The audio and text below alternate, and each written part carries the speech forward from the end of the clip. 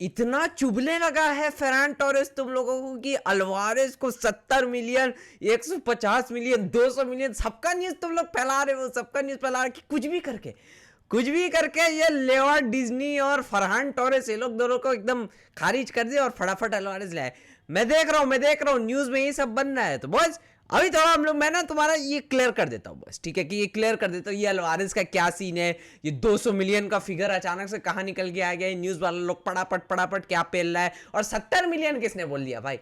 70 million जिसने बोला है उसके मुंह में घी शक्कर, लेकिन ये बोला किसने? तो सब प्लीज थोड़ा क्लियर कर देता हूं। तो देखो, सबसे पहले अगर मैं तुमको ये बता दूं कि भाई एक कुछ न्यूज सोर्स ने इस चीज को रिपोर्ट किया है कि भाई अल्वारेज का जो पूरा ऑपरेशन है बार्सिलोना का, वो करीबन वहां पे 200 मिलियन का उसमें खर्चा पड़ेगा, ठीक है। अब कुछ लोग इसको बोल लेते नहीं भाई 200 मिलियन ही ट्रांसफर फी होगा, नहीं भाई पूरा 200 मिलियन में ही अल्वारेज हम लोग को लेके आना पड़ेगा, डिएगो सिमियोने आ रहा है ऐसे ऐसे नोट उड़ाएगा। नहीं भाई वैसे कुछ नहीं है। बेसिकली क्या है, जो सोर्स ने इस चीज को रिपोर्ट किया है वो बेसिकली ये बात बोल रहे हैं कि अल्वारेज का जो पूरा ऑपरेशन है, पूरा कॉस्ट जो है, अगर एक हाई ट्रांसफर फी होगी तो अराउंड 200 मिलियन पड़ेगा। मतलब अल्वारेज को उसका ट्रांसफर फी, उसके बाद साइनिंग ऑन बोनस, उसके बाद फिर वेज बोनस, उसके बाद बहुत चीजें होती है बस, बहुत चीजें होती है उसका, फिर ये फी वो फी, फिर उसके बाद लीगल फीस वगैरह सब मिला के वो जो फिगर आएगा वो 200 मिलियन आएगा। 200 मिलियन उसका ट्रांसफर फी नहीं होगा। सबसे पहले तो ये है। और दूसरी चीज बस जो है, ये जो 70 मिलियन का फिगर आया ना, ये बकवास है, ठीक है। कोई ये 70 मिलियन का फिगर नहीं है। इतना सस्ता में अल्वारेज मिलना बहुत ही ज्यादा मुश्किल है। व्हाट आई बिलीव कि यार ये 90 to 100 मिलियन का यहाँ पे अल्वारेज का ट्रांसफर फी पड़ेगा, ठीक है। जितना भी कम हो, बहुत कम भी होगा तो 85 मिलियन, उसके नीचे नहीं है। 70 मिलियन का कोई यहाँ पे फिगर नहीं है। अब आ जाता हूँ कि सच्चाई क्या है भाई अल्वारेज की। तो देखो, फिलहाल at this point of time, जैसे मैं तुमको अपडेट करता रहता हूँ, जैसे मैं तुमको बताता रहता हूँ, फिलहाल तक there is no contact between Alvarez का कैंप एंड बार्सिलोना। अभी तक कोई ऑफिशियल कॉन्टैक्ट नहीं है, कोई कॉन्टैक्ट यहाँ पे नहीं किया गया है, कोई बातचीत नहीं हुआ है, कोई 70 मिलियन 200 मिलियन का यहाँ पे फिगर नहीं निकल गया है। तो ये सब जितना भी अभी न्यूज बनना है ये बकवास है, ये फिलहाल में बकवास है। मैं तुमको हर हफ्ते तो अल्वारेज का अपडेट करता ही रहता हूं ना, तो तुम लोग मेरी वीडियो देखा करो, उस चीज से यहाँ पे बात को समझा करो, क्योंकि मैं ट्राई करता हूँ ऑथेंटिक से ऑथेंटिक सोर्स के थ्रू तुमको न्यूज ला के देने का। तो फिलहाल बॉयज अल्वारेज का कोई वो नहीं है। हाँ, इंटरेस्ट है बार्सिलोना का, इंटरेस्ट है, सब वहां पे इधर उधर कर रहे हैं, सब अपना चेकिंग कर रहे हैं, लेकिन बस फिलहाल ऑफिशियली कोई कॉन्टैक्ट यहाँ पे नहीं हुआ है। तो जो भी होगा बॉयज, ये जो सीजन धीरे धीरे आगे जाएगा, ठीक है। आगे आने वाले दिनों में हमें पता चलेगा। बार्सिलोना ऑफ कोर्स मार्केट में देख रही है स्ट्राइकर, और भी ऑप्शन को यहाँ पे इवैल्यूएट कर रहे हैं, तो इस वजह से बॉयज मामला तो चल रहा है, लेकिन फिलहाल कोई कॉन्टैक्ट यहाँ पे नहीं है। हाँ बॉयज, आगे बढ़ते हैं कि भाई यहाँ पे हांसी फ्लिक क्या किया है। भाई हांसी फ्लिक का बहुत जबरदस्त मीटिंग में, लेकिन बॉयज हांसी फ्लिक के बारे में बात करने से पहले बॉयज बोलना चाहता हूँ भाई, वीडियो पसंद आती है लाइक सब्सक्राइब कर दिया करो boys, thank you so much. तो आगे बढ़ते हैं। सबसे पहले मैं आपको यहाँ पे बता दूं कि भाई हांसी फ्लिक का ये जो मीटिंग हुआ है ना, ये बहुत ज्यादा इंपॉर्टेंट है, ठीक है। हांसी फ्लिक अपना जो स्टाफ वगैरह है उसको लेके यहाँ पे मैंने जबरदस्त यहाँ पे मीटिंग किया है, ठीक है। अब हम लोग को याद है बॉयज कि ये जो लास्ट जो हम लोग का बहुत खतरनाक एकदम जो बैड फॉर्म चला था, आप लोग को याद होगा भाई, वो जो सेविया से हम लोग हारे थे, पीएसजी से हारे थे, उस टाइम के ऊपर बहुत यहाँ पे बवाल मचा था, because we are playing so bad. हम लोग का माने वहां पे प्रेस नहीं हो रहा था, डिफेंस खुल जा रहा था। वैसे तो सिमिलर सिचुएशन कुछ अभी यहाँ पे निकल के आया है। यहाँ पे हम लोग एटलेटिको मैड्रिड से पिले हैं, और उसके बाद यहाँ पे जिरोना वाला मैच हुआ, और सोसिएडेड से भी हमने यहाँ पे पॉइंट्स ड्रॉप किया था। तो इसी बीच में बॉयज हांसी फ्लिक का अपना स्टाफ लोग से यहाँ पे मीटिंग हुआ है, बहुत ही लंबी मीटिंग हुआ है, अंदर अंदर का सोचने इस चीज को बताया। हांसी फ्लिक फिर से अपना जो एकदम प्रॉपर टैक्टिक्स है उसको यहाँ पे रीइंफोर्स करने मांग रहा है बॉयज, जैसे कि एकदम high intensive pressing, discipline defensive line, और उसके ऊपर से एक प्रॉपर आर्टिकुलेट अटैकिंग सिस्टम, कुछ उस तरीके का। अब मतलब हैवी इंग्लिश हो गया, बेसिकली यहाँ पे है एकदम प्रॉपर सिस्टमैटिक सिस्टम, ठीक है, अटैकिंग सिस्टम, उस तरीके का कुछ यहाँ पे हांसी फ्लिक इंपोज करने मांग रहा है। अब देखो, सब चीज तो यहाँ पे ठीक है भाई, हांसी भाई एवरीथिंग इज फाइन यहाँ पे, लेकिन डिफेंसिव लाइन भाई, डिफेंसिव लाइन का यहाँ पे बहुत बड़ा दिक्कत है, ठीक है। जैसे हम सब लोग यहाँ पे देखते हुए आ रहे हैं कि भाई वो जो हम लोग का डिफेंस है, वो जो हाई लाइन में जाके खुलता है ना, मतलब बहुत इजी हो जा रहा है बार्सिलोना को एक्सप्लॉइट करना। वहाँ पे बिहाइंड द डिफेंस बॉल डालो, कर्लिंग बॉल डालो, ऐसे ऐसे डालो, 3-4 अटैकर अनलीश करो, और वहाँ पे खुल जा रहा है। सेकंड मैन रन्स वगैरह के थ्रू भी यहाँ पे खुल जा रहा है। तो होपफुली बस हांसी फ्लिक इस चीज को भी एड्रेस करेगा, और इस चीज के लिए उसने डिवाइस किया है एक प्लान काउंटर प्रेसिंग का और हाई पिच प्रेसिंग का, मतलब एकदम हाई ऑफ द पिच वहीं से प्रेस करो, वो लोग को बॉल खेलने का मौका ही नहीं दो। बॉल खेल ही नहीं पाएगा तो जाएगा, तो बॉल ही नहीं जाएगा ना, बॉल ही नहीं जाएगा, उस तरीके का कुछ। But then at the end of the day when you face against quality teams, जहां बड़ी टीमें आती हैं, वो लोग बॉल खेल ही देंगे भाई। वो लोग के पास उस तरीके का मिडफील्डर है जो बॉल डालेगा ही डालेगा। इस वजह से बस हांसी फ्लिक को इस चीज को भी एड्रेस करना पड़ेगा, और आई होप भाई हांसी चचा है एड्रेस तो करेगा ही करेगा।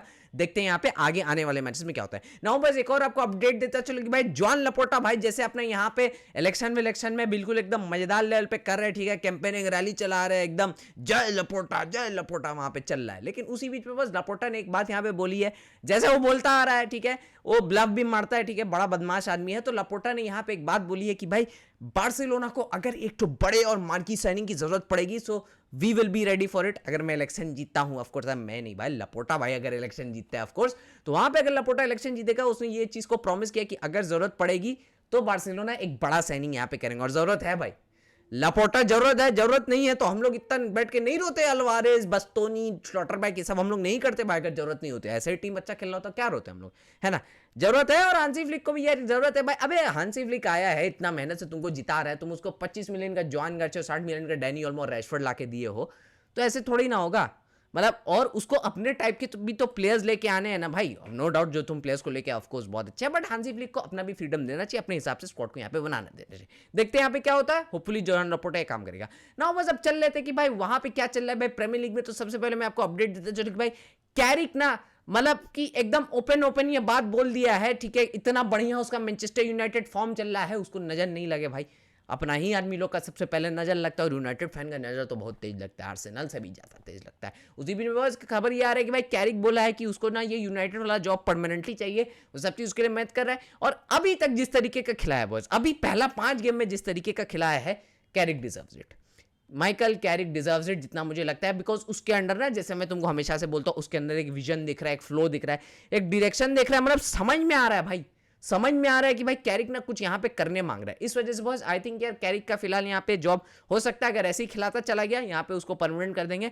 मैनचेस्टर यूनाइटेड को ना कैरिक को ना परमानेंट टेम्पोररी मैनेजर करने देना, क्योंकि जैसे ही ये लोग मैनेजर को टेम्पोररी से परमानेंट करते हैं ना, उसका फॉर्म डिप हो जाता है। बट होपफुली यहाँ पे कैरिक का नहीं होगा, देखते हैं यहाँ पे क्या होता है। नाउ बस एक और आपको अपडेट देता चलो कि भाई यहाँ पे ओसीमैन का कुछ खबर निकल के आ रहा था कि भाई बड़ा बड़ा टॉप क्लब लोग, बार्सिलोना भी हो सकता है ओसीमैन में यहाँ पे इंटरेस्टेड होगी, लेकिन बस ओसीमैन ने क्लियर मैसेज दे दिया है कि भाई वो गैलेटासराय में एकदम अपने आप को एंजॉय कर रहा है, उसको बहुत मजा आ रहा है वहां पे, पैसे पूसे भी बढ़िया कमा रहा है बॉस, पैसे पूसे भी बढ़िया कमा रहा है, और वो अपना वहां पे लाइफ एंजॉय कर रहा है। अब देखो ओसीमैन उस टाइप का प्लेयर है, ठीक है, जो एकदम एक कंप्लीट स्ट्राइकर होता है, एकदम कंप्लीट ड्रीम स्ट्राइकर होता है कोई भी टीम के लिए।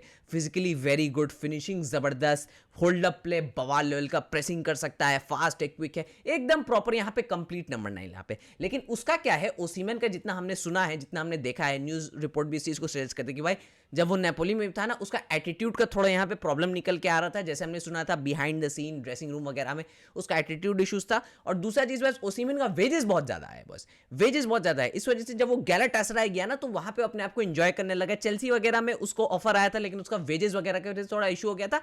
और इन माय ओपिनियन अगर चेल्सी जाता भी ना यार, बेचारा ओसीमैन का ही करियर गड़बड़ हो जाता। जो भी स्ट्राइकर चेल्सी जाता है नंबर 9 लेके, उसका तो गड़बड़ होता ही होता है। एनीवेज बस ओसीमैन का वही है, फिलहाल वो गैलाटासराय में रहेगा, वो कहीं नहीं जाने वाला है। तो ओसीमैन को अगर कोई भी बड़ा क्लब से अगर तुम देखोगे कि लिंक हो रहा है, तो वो बकवास न्यूज होगा। Osimhen will stay at Galatasaray. Now boys lastly एक और अपडेट आपको देता चलो कि भाई यहाँ पे नेमार भैया का कुछ खबर निकल गया। भाई नेमार ने अपना यहाँ पे फीलिंग्स को एक्सप्रेस किया। भाई नेमार अपना फीलिंग एक्सप्रेस करता ही रहता है, जैसे वो अपने लिए वर्ल्ड कप के लिए यहाँ पे प्रिपेयर कर रहा है, सेंटोस के लिए बवाल लेवल पे यहाँ पे खेल रहा है। तो उसी बीच में बस नेमार का ये खबर निकल के आ रहा है कि भाई नेमार ने ये बोल दिया है कि भाई जो उसका जो रिटायरमेंट के बारे में पूछा गया, तो बोला कि हो सकता है, आई डू नॉट नो, जब मेरा मन यहाँ पे करेगा मैं रिटायर कर जाऊंगा, हो सकता है दिसंबर में। बोला जो भी चीज होगा मेरे दिल में आएगा, जब मेरा दिल में आएगा यहाँ पे मैं रिटायर कर जाऊंगा। कुछ उस तरीके के यहाँ पे नेमार का प्लान है। लेकिन बस मेन चीज यहाँ पे यही है कि भाई नेमार को ना वर्ल्ड कप के लिए अपने आप को प्रिपेयर करना है। वो अपने आप को एंसेलोटी के आगे प्रूफ कर रहे हैं बॉयज, वहां पे वो मेहनत कर रहा है, सब चीज कर रहा है, सेंटोस के लिए वहां पे गेम्स जीत रहा है, अपना नी इंजरी के थ्रू खेलते चला गया बॉयज। और उसी बीच में अभी वो रिकवरी करके आ गया है।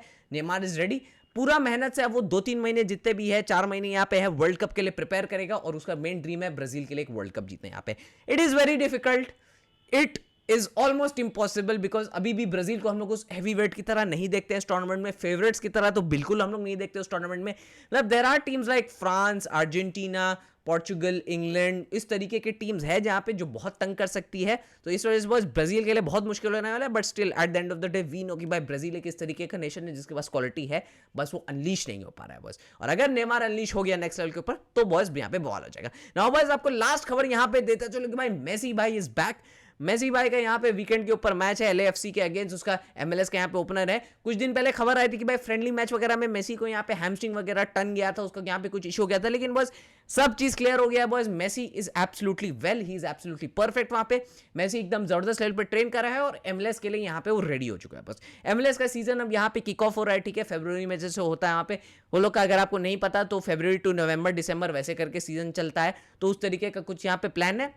और बस जैसे मैंने आपको अपडेट किया था कुछ टाइम पहले कि भाई मेसी जो ये एमएलएस सीजन खेलेगा ना, तुम उसको ऐसे नहीं देखोगे कि भाई वो रेगुलर हर मैच खेल रहा है, नहीं भाई, मेसी का ना इस बार मिनट्स को मैनेज किया जाएगा। अब देखो एमएलएस में भी वो लोग का टाइटल फाइटल जीत चुका है, तो उसका ज्यादा कुछ वहां पे है नहीं, ठीक है, वो अपना वहां पे मजा कर रहा है, 2028 तक उसका कॉन्ट्रैक्ट है, वहां पे आराम से खेला है बस। और बस इस बार ना वो यहाँ पे वर्ल्ड कप के लिए धीरे धीरे प्रिपेयर कर रहा है। देखो मेसी का यहाँ पे दो चीजें, एक तो अपने आप को प्रिपेयर करेगा, पूरा 100% अपने बॉडी को रखने का कोशिश करेगा, हाई इंटेंसिटी पे खेलेगा, लेकिन उसी बीच में बिकॉज ये मतलब उसका एज वेज हो चुका है, 38 हो चुका है, तो वो अपने आप को ना मैनेज करेगा, उसका मिनट्स भी वहां पे मैनेज किया जाएगा ताकि वो 100% फिट भी रहे और वो फ्रेश भी रहे बॉस, वो फ्रेश रहे, मैच शार्प भी रहे, सब चीज है वर्ल्ड कप में जाते जाते। और एक और चीज बॉस, मेसी बोल दिया अगर मुझे 1% भी वहां पे डाउट हुआ कि मेरा बॉडी वर्ल्ड कप का प्रेशर को हैंडल नहीं कर पाएगा, तो मैं अपनी कंट्री को वहां पे सैबोटाज नहीं करूंगा, मैं वहां पे वर्ल्ड कप नहीं खेलूंगा बॉस। मेसी ने उस तरीके का कुछ यहाँ पे मैसेज दे दिया एंड बस होपफुली बस जो भी चीज होगा हमें यहाँ पे देख के पता चल जाएगा कि भाई मेसी का किस तरीके का कंडीशन है, और होपफुली बस मेसी जो लेवल पे खेल रहा है ना, अभी भी बवाल कर सकता है बस। I know is not the same 35-year-old Lionel Messi जो 2022 में सबको आग लगा दिया था,